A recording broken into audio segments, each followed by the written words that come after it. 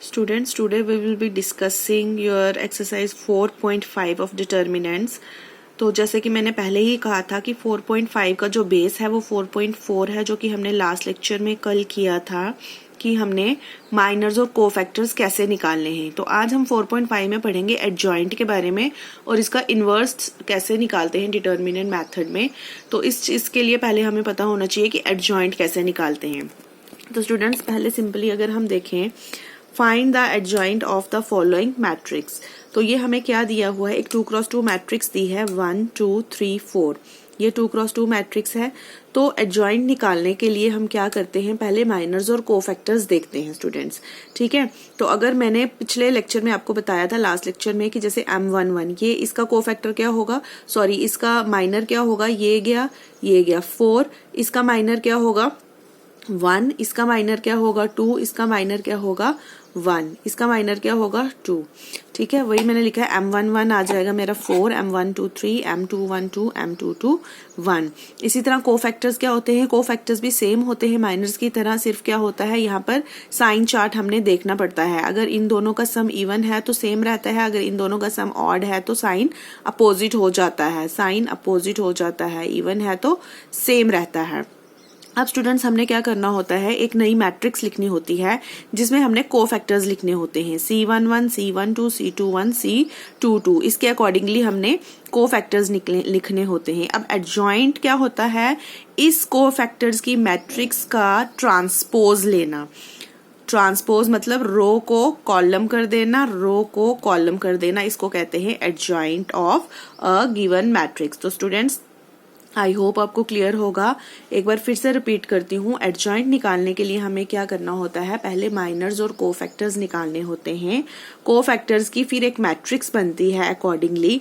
Cofactors की जो matrix बनती है, फिर हम क्या करते हैं, उसका ट्रांसपोज लेते हैं। उसका जो ट्रांसपोज होता है वो एडजॉइंट आता है।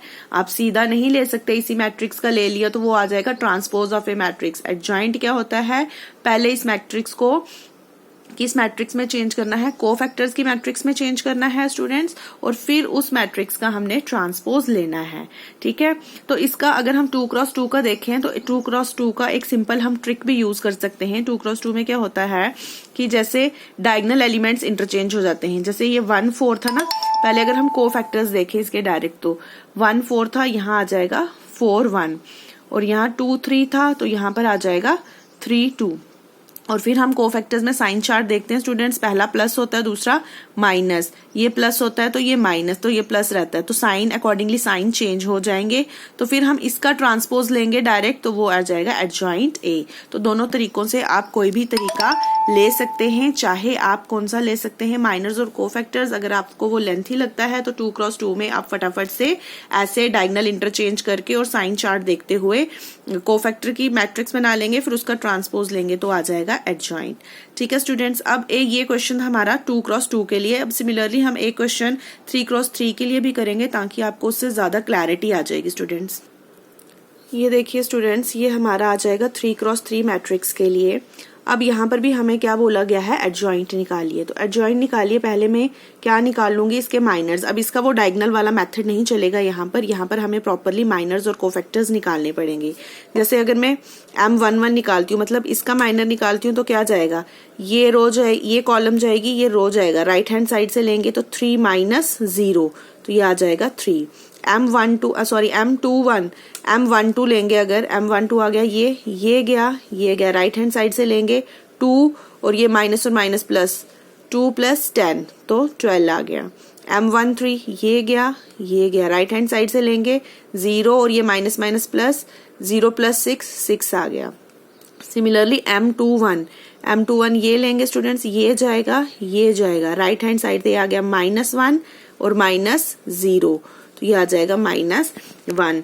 सिमिलरली आई होप आप बाकी भी कर सकते हैं। M22 लेंगे तो ये जाएगा, क्या बचा, 1 + 4 5। सिमिलरली M23 और M31, M32, M33 ये सारे हम निकाल लेंगे, जो कि हमने पिछली एक्सरसाइज में बेसिक कंसेप्ट था, बड़े अच्छे से इनके क्वेश्चंस किए थे।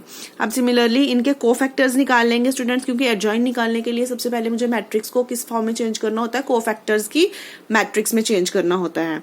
तो माइनर्स मेरे निकल के, कोफैक्टर्स क्या होते हैं, सेम होते हैं, सिर्फ साइन का ध्यान रखना पड़ेगा।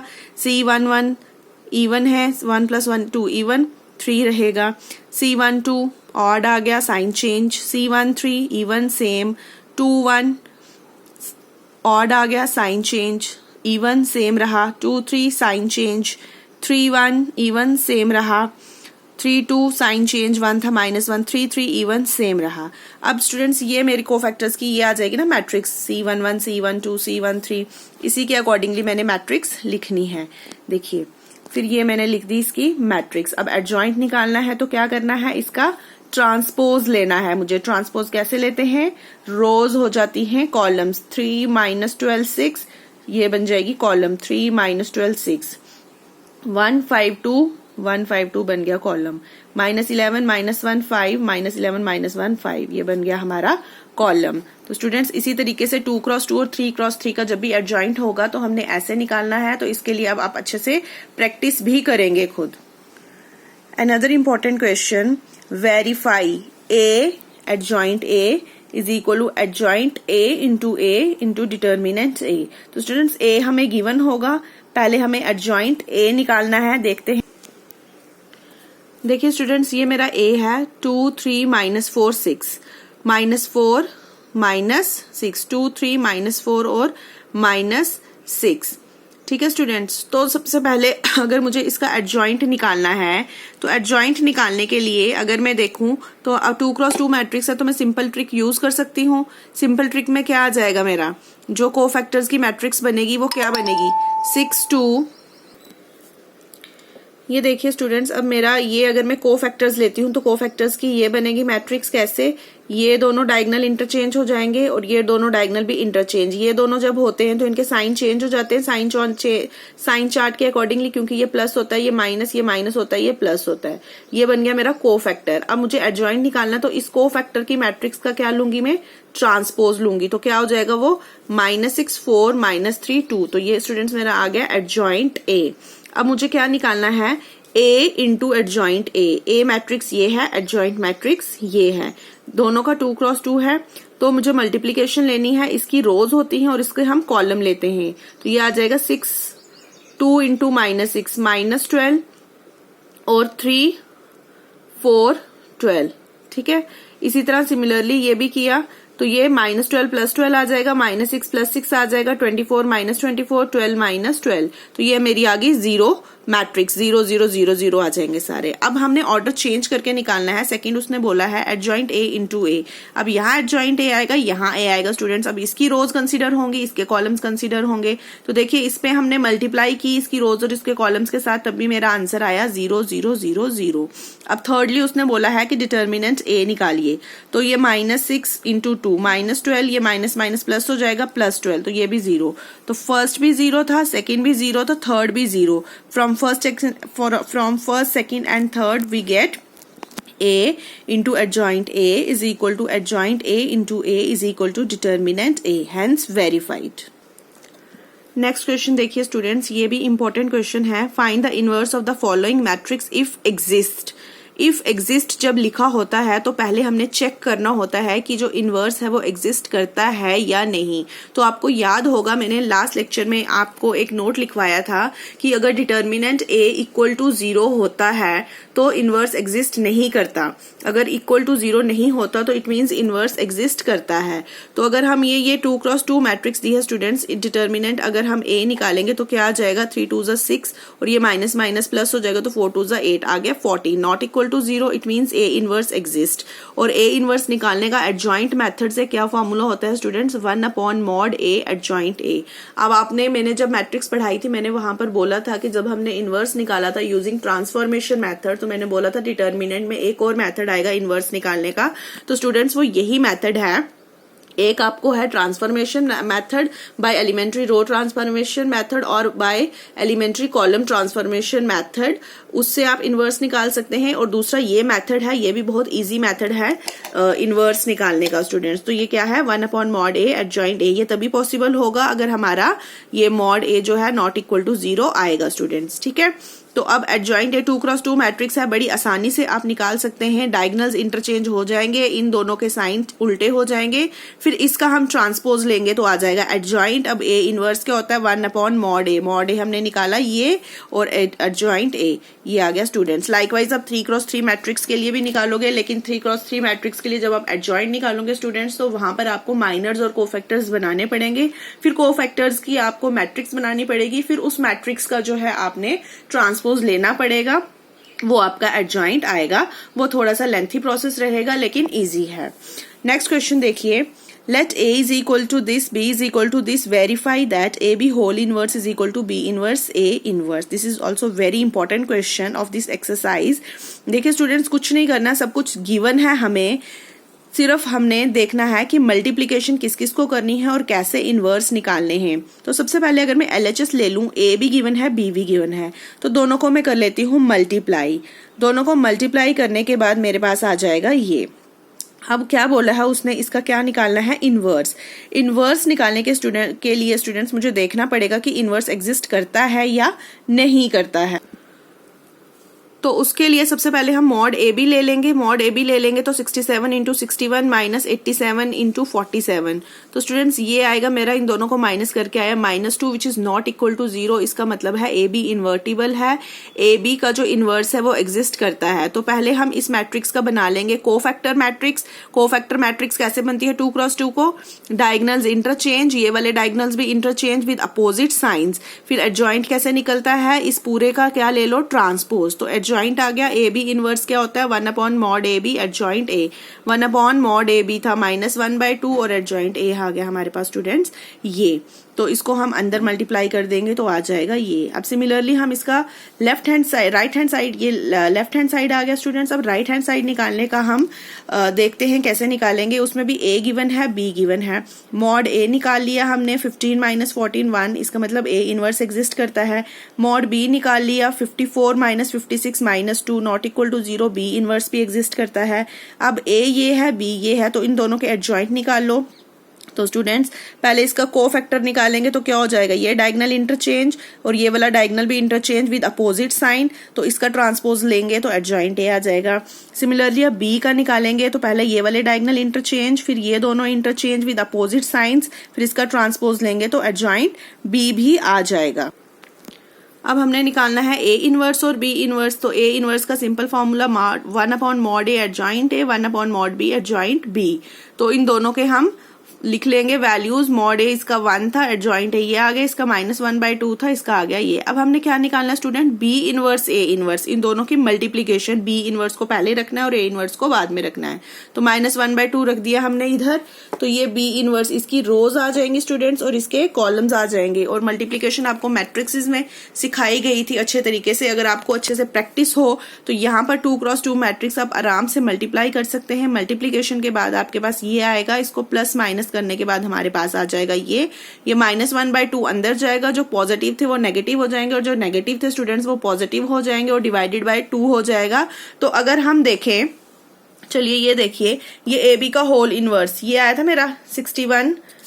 ये देखिए कंपैरिजन करते हैं, ये देखिए ये था और ये आ गया, ये देखिए ये ए बी इनवर्स था, ये आ गया, ये क्या आ गया मेरा ए बी इनवर्स। लेकिन ये क्या सॉल्व करी थी, बी इनवर्स ए इनवर्स। इसका मतलब LHS is equal to RHS, right. ये देखिए स्टूडेंट्स, अब next question, for the matrix A is equal to 3 2 1 1 find the numbers A and B such that A² plus A plus B I is equal to 0, hence find inverse. ये question वैसे करवाने की जरूरत नहीं है क्योंकि ये मैट्रिक्स की भी लास्ट एक्सरसाइज में इस तरह के क्वेश्चंस मैंने करवाए हुए हैं। सिमिलर क्वेश्चंस हैं, कोई फर्क नहीं है, लेकिन फिर भी चलो एक क्वेश्चन में करवा देती हूँ।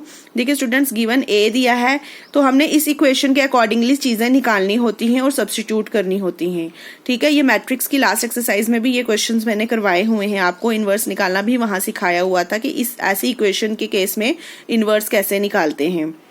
तो स्टूडेंट्स A गिवन है ना, तो A स्क्वायर में निकाल सकती हूँ, A इंटू A। तो ये A इंटू A स्क्वायर निकालेंगे सबसे पहले। ये देखिए a इंटू ए निकालेंगे तो ये मेरा आ जाएगा 11,843।